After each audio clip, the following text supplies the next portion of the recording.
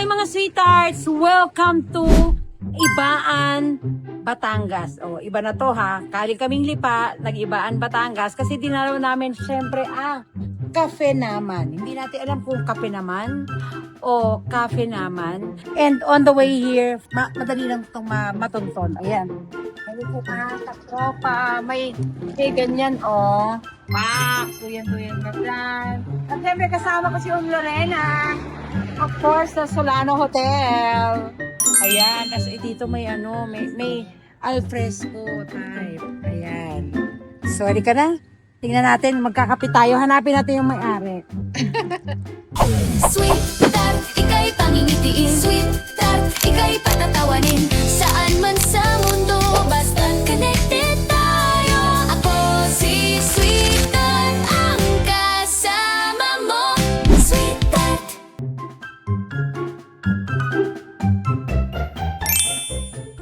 Hello po mga sweetheart! Yan,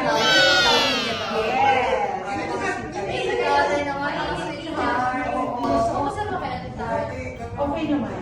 Talagang tinalo ko talaga. Ito pinukulit ko. Sabi ko, kailangan makarating ako dito. Kailan na naman susunod.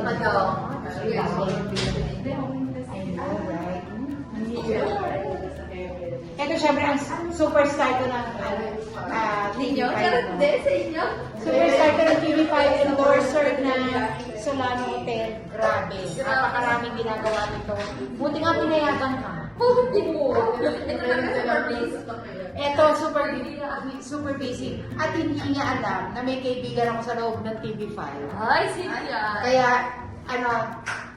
Shoutout na lang siya. shout out ko na rin yung friend. Napag-usapan ka namin. And we're so happy for you. Thank you po. Sabi nga sa kanya, nakita mo si Queen ay gamunggo ang mukha. Bagay sa telebisyon. Talaga ba? Yes! Ay, talaga daw po eh. Napakaliit ng mukha mo, no? Pag TV yan. Ganun talaga pag artista, kailangan maliit ang mukha. Tingnan mo. Totoo. Ang hirap po kasi. Bakit gano'n? Bakit Kasi nga kailangan maliit. Eh kasi nga diba nila times 10 ganun. Nagta times 10. At saka parang sa TV, kailangan ng focus kapag ka maliit ang mukha. Kaya kailangan close up. Kaya ganon. Dapat Nasikat ang mga maliliit ang mukha. Dapat Jody Santa Maria. Oo nga. Diba? Face card eh. No? Pag ginano mo talaga yung mukha nun, Talagang maliit talaga, di ba? Ang kausap ko na taga TV5, besi ko yun, noon pa. Actually, kasama ko siya sa pelikula. Pero, nasa team siya ni Mr. M. Oh, wow. So, nung napag-usapan ka namin, sabi ko, friend ko yan, ganyan, chuchu. Sabi niya, kasi ganun yun. Siya ang discoverer. Siya lang naman ang discoverer ni Erich. Wow. Erich sa Cebu. So, maldita yun. Siya talaga yung, hindi to pwede maging artista. Wag to, pero ang mga sinasabi sa iyo. Okay naman daw. Pwede naman daw kanya ako kahit Nasabi niya sa akin, Mars, may potential. Mukhang paborito ni Mr. M. Ala! Paborito ka. Huwag kang Oo, Mr. M, nako, I trust your judgment. Si Mr. M ay may mata sa mga sisikat talaga. At the same time, Pagdadasali ko po yan. at the same time, si Mr. M hindi nakakamali sa promise, sa mga ganyan. Ewan ko kung nagmamanifest na sa'yo, pero nung pinag-usapan natin, sabi ko, mabay yung mind. Humble yan. Deserve yung maging artist. Salamat po. At saka yung mata ay marunong umarte. Yes! Hindi na basta-basta lang. Kayang gumanon eh. Nanonood pala. Pag marami akong naririnig na magagandang I really agree with that. Maraming salamat po, Ate Tar. Nakakahiya naman daily. Huwag ka mahiya. Huwag ka mahiya. Dinalo nga namin ikaw, Buti nga nadalaw tayo. Diyos ko. Pag papasok ka sa showbiz kasi, you should be at the right place, at the right time, with the right people. Tama. So, nasa library ako, patawa-patawa. Library? Library, comedy bar. Okay. Nasa Malate pa. So, this is some 20 years ago. So, nandun lang ako, patawa, ganyan-ganyan. Sabi, Mamo, pwede ba, lahat, kukuha ko ng babae. Sa Itbulaga pa lang to. Itbulaga. Kasi parang nawala si Ate Okay Gladys. po. So, kailangan ko ng mga babae. Tapos, may isa pang producer na pumunta. Kailangan ko ng isang babae pang teleserye. So, ako, pumunta ako doon, white-haired, naka-braces. Tapos, ayun, chika-chika, patawa-patawa. Kaya lang ako daw yung pinaka-normal. Normal. Na parang na-producer, walang pakialam. Kasi, ika nga Sobrang natural. ni Mamo, wala akong pangarap. Kaya siguro ganun ako. Ilan taon ka? Nag-artista ako, buntis ako kay Uno. So, 1993. Ay, ano ka ba 2007. 2007 yun, mother. So, nung nandun ako, eto ang taping kinabukasan. Anong gagawin ng blonde hair? Ano yun? Oo, na naka-braces. Buti na lang, ang dentista ko pang artista. Wow. Kapatid ni Leonard Oval. Si Daddy. So, nakonta ko siya, sabi ko, 3 a.m., papatanggal ko yung braces mo. Kasi pwede, no? Pwede, papatanggal. As in. Sabi kasi ni Mamo, sabi ko, mahal-mahal ang braces ko. Hindi, tatanggalin mo yung braces mo. Pag-artista ka. Mamo, kasi sayang naman tong nagastos ko. Hindi, pag-artista ka. Hindi ako marunong umarte. Talaga dati hindi? Oo, wala talaga. So, ibig sabihin, ang training pag-arte ay natututunan talaga. natututunan talaga yan. Hindi siya yung parang inborn, like parang, kasi sabi ng iba, Wala. nasa dugo mo talaga yun. Hindi. May mga ganun. Hindi totoo yan. Paano naman yung mga pinanggalingan ng mga may parents na ganun? Like, halimbawa, si Mavi, nanay niya si Carmina Villarreal. Yes. Saan naman nagmana si Carmina? Yan nga, ano? It doesn't actually run in the blood. Pero sa Natututunan. skills mo, Yes. hindi ko alam kung paano. Wala akong workshop, no nothing. So, doon walang workshop, hindi kayo nag-workshop. Walang workshop bukas na eh. So, paano yun? Yan eh. Ay, di, dumating ang... Dumating yung taping na yan, dumating yung mga oras ng pag-iyak ko. Buti na lang, napakabait ng mga kasama ko sa trabaho. Ang unang-unang teleserye ko, kasama ko si Carmina Villarreal, Wow. si Zoren Legaspi, Mhm. tapos Chanda Romero. Si Nice. Tita Chanda, Tart, ulitin mo. Hindi mo kailangan bilisan, ha? Alam kong memorize mo na yan. Chanda Romero to, ha? Okay po. Alam kong memorize mo na yan. Pwede mong dahan-dahanin, mas maganda. Ganon. Ganon. Buti ganun ka Buti babae. ganun, no? Hindi, kasi merong mga artista talaga na kahit vocal acting na, kahit wala sa kanila yung camera, aarte sila para Totoo, maka-arte may ka. ganon. Totoo. Kasi para mapansin, no? Oo. Ang sa akin naman, hindi naman ako makapapaka-plastic. Nasa showbiz tayo eh. Ito na yung pinaka, harsh. Yes, Harsh yes. industry to eh. So, pwede tayo maging mabait. We choose to be kind. Yes. Pero, pag may mga tao na gano'n ang treatment sa atin, Na siguro, hindi binabalik sa'yo yung hindi kindness na binabalik binibigay mo. Oo. So, siguro, hindi kita aawayin. Pero ibibigay ko sa'yo kung paano mo ako itrato. Yes. That's how it yes. is. Tama naman. Para malaman nila na totoong tao ka pa din. Yes, totoo Oo. naman. Kasi ako Para naging- hindi din parang gagawin yung butas sa'yo na, Oo. alam mo yun yung gagamitin para lang Correct. Ay, maldita to. Ganyan-ganyan. Oo. Ay, kasi oy, ikaw, na-check mo ba kung paano mo ako tinrato? Yun nga po. At saka kasi parang i-take advantage nila yun na parang kunyari, naging mabait ka. Ay, Oo. tinatalata kita ng gano'n. Ibig sabihin, kaya kitang Aabusuhin ganun-ganun ka. nila. Oo. Yes, ganun-ganun Aabusuhin nila. ka. Ganun talaga. Ang advice ko sa'yo, take it one day at a time. So, halimbawa, nagka-teleserye ka na ba? Nakasama po ako, ang himalanin ninyo po. Ang himalanin ninyo. Siguro, first of all, ang pinapayo ko sa mga estudyante ko, do it as Queen Ay. Sa susunod na teleserye, saka mo dagdagan. Do it differently. Hindi na to si Queen Ay. Si Queen Ay mahiyain. Si Queen Ay pag Yeah. tumawa, ngayon, Dadagdagan na. dadagdagan mo na. Kasi yun yung characterization na tinatawag. Tama, opo. Oo. Sana pala nung ang vlog natin, workshop po, katulad na ginawa ko kay Maymay. Ang workshop. Next time, pwede pa ulit. time. Huwag Oo, ka hindi. mag-ano. Huwag ka Kasulano. mag-ano. Nasa sulanan Pero naman one-on-one. Oo, opo, Kasi pwede. ganun ang workshop ko. Si Argus na workshop ko. Talaga po. Si Argus. Yung bata. Argus sa Paano niyo po parang dumating sa, kailan niyo po na-realize na like, Na parang gusto ko na? yeah. Wala, parang nakahati na ako eh. Hindi na ako basta-basta komedyante. Sinabihan na ako ni Vice na, bakla, hindi ka naman akong komedyante, promise. Pero ano po yung parang pinaka-first, parang sasabi niyo, big break? Like parang sabi ko, ay, eto na. Be careful with my heart. Ay, opo, That's yeah. it. Kaya alam ng lahat ng tao na 7 taon na akong katulong sa iba't ibang serye. Totoo po. Ang nakita nyo lang yung Be Careful with My Heart. Pero totoo po, 7? 7 years na ako na nagkakatulong kung kami-kanino. First teleserye ko, ang pangalan ko, Doris. Swerte sa akin ang pangalan na yun. Oo, kasi first teleserye. Doris. Pero ma'am, hindi to be careful. Doris din ang unang-una kong pangalan. So alam ko nga swerte siya kasi unang-unang teleserye ko siya.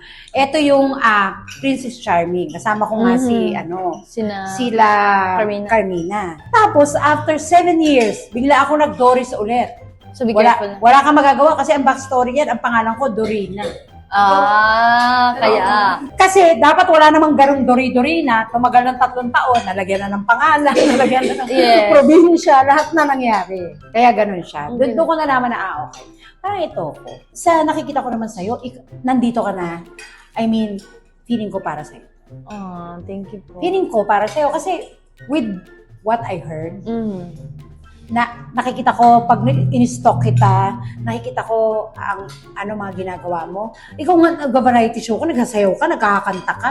Ibig sabihin, kaya mo na. Tsaka hindi kailangan maging singer. Totoo po, totoo naman. Hindi kailangan maging dancer. Kailangan mo maging performer. Yes. Yung masarap kang panoorin. Totoo. Yung masaya lang ba? Yung tipong hindi mo naman kailangan lagi ng biritang-birita na... Pero talagang ano po kayo? May lahi po ba kayo ng Mga magnanakaw. Lahi kami na magnanakaw. Hindi! Mga kanta! Hindi ko naman nakuha. Diabetic. Lahi kami ng diabetic. Yun, nakuha ko. Wala kaming lahi. Kasi ang alam ko lang, mahilig kumanta nanay tatay ko, pero dance partner sila sa So, sumasayo din kayo. cha-cha-cha-cha. Yun ang hindi. Pareho kaliwaan pa ako. Pero sa kanta, Marunong naman. Pag may alam. mahilig ako isali ng nanay ko sa contest. Kaya. Nung bata ako. Kaya din pala. Nung bata-bata. Tapos, pumasok ako sa library as a singer. Ngayon, patawa-patawa na lang. Kasi, lumipas na. Tumanda ka na. Meron ng mga bagong singers. So, yun na yung work nila. Totoo. Ganun siya. Pero mahirap ha. Kasi ang sabi nga nila, hindi kasi ako nag-expect na maging artista ako. Ang ina-expect ko lang, magpapatawa lang ako. Opo. Ano lang ginagawa ko? Day-to-day basis yun ang trabaho ko. Tapos, pumasok yung pag-aartista. Kung bakit ako naging artista, kasi sabi niya, Mamo, gusto ko yung babaeng yun. Gusto ko siyang Kaya lang, mahirap ang role. Paano yun? Blank siya, tapos may siya. Huwag ka mag-alala, papatanggal ko lahat. Habang nagsiset kami, kalahati ng buhok ko itim, kalahati ng buhok ko puti. Kasi si Mamo, bumili ka 7-Eleven ng ganito, pupuk. Ganyan, tapos gawin niyo. Tapos lalabas ako sa entablado. Hay nako, ang hirap pala mag-artista. Bukas artista na ako. Gumaganon ako. Oo. Magawala kang parang hindi mo itatago yung mga ganong nararamdaman mo. Oo. Tsaka tinanong ako nung sabi sa akin nung executive producer, taga GMA to, ninong na nilelay. Ang pangalan niya, Joseph Bongkalan. Si Kuya Ote. Sabi niya sa akin, uy, gusto mo mag-artista? Di ba ganun ang mga tanong sa atin? Opo. Ang sagot ko iba, kayo po, gusto niyo ba ako mag-artista? Ay, gano'n? Oo, kasi hindi ko naman alam ano ba sasabihin mo pagka bigla kang dumaan ako sa kanya. Uy, gusto mo maging artista? Sabi ko, kayo po, gusto niyo ba ako maging artista? Ay, ang galing ng binalik niya yung tanong. Kasi wala akong planong mag-artista. Kaya sabi ng Mamo, sabi niya, Mamo, bakit ganun yung babae? Bakit ganun ang sagot sa akin? Siyempre na malditahan siguro. Bakit ganun yung sagot sa akin? Hindi mo pansinin yun. Huwag ka mag-alala. Gagawin natin siyang artist. Hindi, parang ayaw niya. Ganun lang yun. Walang pangarap yun. Gano'n. Wala talaga akong pangarap. Ang pag-showbiz, hindi para sa lahat. At saka hindi mo talaga masasabi kung kailan ka magiging artista. Lalo na kung Correct. pinapangarap mo maging artista. Kung Hindi mo agad pinapangarap. masasabi na parang bukas pwede ako maging artista agad. Pero kasi, nasa ano yun nasa, tama po kayo na nasa perfect timing talaga siya Yes. with the right people. Kasi, kunyari, alimbawa, ngayon ginusto mo na agad mag-artista, pero hindi ka naman pala fully prepared. Correct. Syempre, di ba, Baka mentally. ayawan ka lang. Opo, di ba? Maaaring hindi ka prepared mentally na, alam mo yun, biglang ganito pala yung papasukin mo. Correct. So, at least, kumbaga, may preparation din talaga. Hindi siya yung pwedeng bukas artista Oo, ka na. artista ka na agad. Ano yun? Dahil lang, Decision. di ba? Dahil gusto mo na maging artista ngayon, bukas gusto ko mag-artista na agad ako. Hindi ganun. Parang walang ganun. Talagang maganda yung may process. Maganda din Yes. talaga na napapagdaanan mo yung proseso. Kasi Proseso. pag hindi mo napagdaanan yan, maaaring pag dumating yung panahon na bigla kang maging artista, lahat lalaki talaga yung ulo mo. Oo. Di ba? May ganun At saka po kailangan mong dumaan sa wala ka pang alam. Totoo. Kasi ikaw ang nagtuturo sa sarili mo while you're on it. Totoo. Swerte ngayon yung mga kabataan na may pa-workshop. Opo. Merong on the set na merong nagtuturo, acting coach. Apakaswerte nyo. Pero nung time ko, wala nun. Ay, ang hirap. Pero mabait yung mga artista kasama. Mm. Tsaka, importante rin na marunong makisama. Yung Yes. longevity Totoo po yan. sa trabaho natin, ibig sabihin sa pakikisama. Totoo po. Oo. Po, lalo na kahit kanino, mga pa-staff, mga pa-crew, kung kanino man, mga stylist. Basta hindi lang tayo bastos. Totoo po. Oo. Diba? Pero at least marunong tayo. Kumbaga hindi man tayo mayaman, pero mayaman tayo sa ganung pag-ugali, pakikisama. at masarap ang kape. Ay, wow, thank you po. Kasabi ko lang. Oo. Natutuwa ako kasi parang syempre from a veteran actress. Grabing veteran. Parang sumabak na ako sa gera, no? Hindi naman, parang kumbaga nilulok sa mga... Yung mga bago. Alam mo, naniniwala ako doon eh. Kasi mga kausap ko yung mga veterans din eh. Kasi, alam nyo yung following nyo eh. Alam nyo Opo. sa Instagram may 100,000 kayo eh. Pero tandaan nyo, paano kayo tutulungan ng mga ka-eksena nyo kung ganun kayo. Tama po. In fairness ginawa ko yung Hotel 88. Apo. Kasama ko mga brand new winners ng PBB. Sobrang mabait nila. Wow. May 1 million following, si Mika. Pero mabait siya. Ang bait nga daw yun. Yung si Esnir din. Mababait. Oo. Mika. Ako din, nakasundo ka. Tabi pa kami matulog sa standby area. Diba? Kumbaga, may taong ganun. Pero, meron ding naiiba. Opo, may mga ganun nga po na siguro masyado silang Kinain ng popularity. Minsan nga, hindi pa nga nanalo. Maldita na eh. Oo. Merong may ibang hindi nanalo. Which is ang hirap pagka ganun po, no? Yung tipong napapalagay yung popularity sa mga utak nila. Opo, na dapat ay Hindi naman. Hindi dapat. Na dapat. Sige, pagbalik ko mag-usap tayo about acting. Sige, gusto ko po yan. Gusto ko matuto. Siyempre, Ate Tart na to. Diba? Huli-huli ko. Madami tayong matututunan and I'm so excited na mas matuto pa. Kasi syempre, alam ko for sure, mas marami kayong, syempre, kumbaga, experience pagdating sa acting. Eh ako kasi syempre, bago pa lang naman ako. So at least kahit pa paano, yung knowledge nyo, may makuha man lang. Saka lalagyan natin ng layer yung acting mo. Yes, thank Lalagyan you po, natin Ate ng Tart. layer as in, kasi siguro napanood nyo na ako ng iba't ibang katulong role, pero Totoo. iba-iba yung character. Totoo. Baka yung next vlog namin ni Ate Tart, kami, papakita natin yung workshop. Parang Correct. kahit naman, Kung paano tayo magle-layer. yes, layer. Oo. Buti mabilis ka Ate Tart nakakabitaw sa mga character. May mga usual kasi yung mga artista na hindi agad-agad. Siguro dahil hindi tayo bida. Siguro dahil lang tayo, support. Oo. Importante rin na ma-feel mo na suporta ka. Kasi hindi mo aagawan ng limelight at Totoo bida. naman po. Diyan ako siguro tumagal sa industriya. Kaya ko na, halimbawa, may isang senaryo ko. Nag-aaway si Yula Valdez at si Silvia Sanchez sa eksena. Apo. May nalaglag na lapel. Habang umaawat ako niyan, pinapasok ko, hoy, bitawan mo siya. Pinapasok ko sa likod niya yung lapel niya. Syempre, andun bugso ng damdamin. Tumigil ka nga! Ano na ba yung ginagawa mo dyan? Tapos, tumigil ka na, huwag ka nang pumatol, ganyan-ganyan. Hirap no.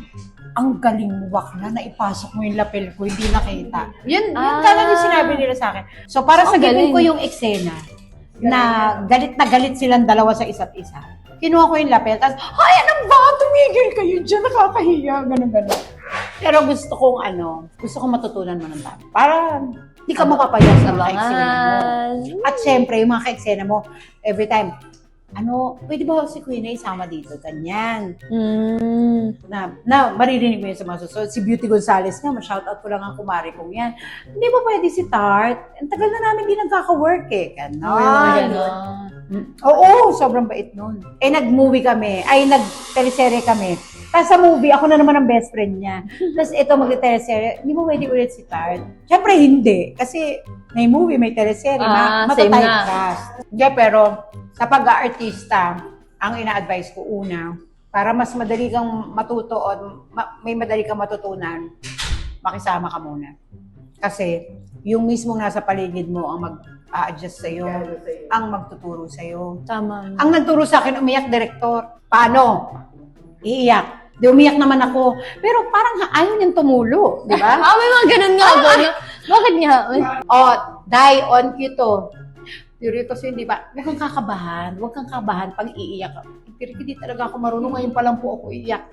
Kaya mo yan, on cue naman to. Sige, magpatulo ka ng luha. Siguro tutulo na to. Okay. Sabi mo, Sarili ko. Tutulo na to, okay. Galungkot-lungkot ako. Okay, and cut, tart. Ang gusto namin yung iiyak talaga. Yung ganon. Sabi, ano mo nga yung headset? Direk Rado Peru, shout out to sa'yo. In-headset ako. Ano ba? Hindi ka ba iiyak? Sabi ko, Direk, hindi kasi talaga ako marunong umiyak. Nakita niyo, patawa-patawa po ako dito. Okay, kung hindi ka iiyak, nakikita mo ba yung mga lalaki dyan sa tabi mo, yung mga naghawak ng kordon, yung may hawak ng cameraman? Sabi ko, opo, andito po sila. Pipilahan ka nila mamaya pag di ka umiyak ka. Totoo po! Take na natin! Ayan, umiyak na siya. Gago yung direktor. Pero doon ako natuto. Shit! Nung paano yung iyak. Nung paano yung pipilahan daw ako. So, syempre, hindi ba pwede? Nung umiyak na ako, rolling na yung camera. Lights, camera. Gago yan si Direk Rado Peru. Pero yan ang mga unang teacher ko. Ang galing nga. Sa pag-aartista. Patience naman. is a virtue. Yan talaga. Kasi imagine mo yung gano'n na parang hindi ka agad makaiyak. Siyempre, Oo. Tsaka huwag ka maiinip. Meron ba nag-elevator papuntang taas? Siyempre maghahagdan ka one at a time para slowly but sure. Yun naman yun. Tsaka karamihan ng kakilala ko na nag-aambisyon ng kasikatan, hindi sumisikat. Pero yung nag-aambisyon gumaling, yes. yun ang sumisikat. Yung inaambisyon mo, magiging magaling ako. Mm-mm. Kasi aaralin mo lahat. Yes. Matututo kang Curious makisama ka, sa lahat. Para Oo makapag-usap na kami ng tunay na chismis. Totoo, dyan muna kayo, ha? Kumain muna sila. Magbabaybay na kami. Pero Bye, ito, guys. papakita ko lang sa inyo ang lomi ng kapinaman. Ayan, alam na natin. Kapinaman. Para makapag-chismisan na kami ng totoo. Oo. Ito naman ang, oh my God. Ito ang kanilang, ano man tawag dito? Calamares. Yes. Oo. The best ang calamares nila. Kasi tomboy ang cook nila. Oo. So finifinger niya. Baby squid lang to. So ginaganong-ganon niya. Napakahusay. Yan na. Yan ang kanilang calamares. Oo. Tapos ito naman ang kanilang, alam nyo to. Ano nga ito?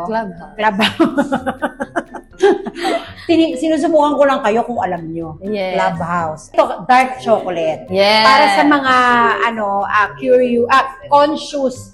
Para sa mga conscious sa kanilang mga sugar intake. Ito yun. Thank you guys for watching. Thank you.